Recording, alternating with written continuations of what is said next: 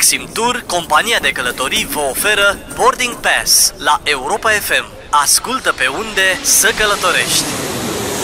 Astăzi vorbim despre Creta și Rodos, două dintre cele mai populare insule din Grecia. Creta, cea mai mare insulă grecească, oferă un peisaj extrem de divers, muntos și aspru sau împădurit și blând, cu plaje întinse și sate pitorești scăldate în vegetație. În perioada iunie-septembrie, în Creta, temperatura nu coboară sub 20 de grade pe timpul nopții, iar apa are pe toată perioada verii între 22 și 26 de grade. Insula este un paradis pentru turiști, cu zeci de cafenele, taverne și restaurante pescărești în care poți degusta vinul cu parfum de iasomie sau diverse specialități culinare. La rândul ei, insula Rodos este locul unde istoria se îmbină cu plaje fabuloase cum nu ai mai văzut, de la cele cu pietriș negru la cele cu nisip fin și argintiu. Insula se bucură de o viață de noapte bogată, dar și de 300 de zile însorite pe an. Tot aici merită neapărat vizitat paradisul surferilor, aflat în cel mai sudic punct al insulei, Prasonisi. Merită vizitată și localitatea Lindos, cel mai vechi și mai frumos sit arheologic de pe insulă. Ne reauzim cu noi destinații weekendul viitor. Călătorie plăcută! Exim Tour, compania de călătorii, v-a oferit Boarding Pass la Europa FM.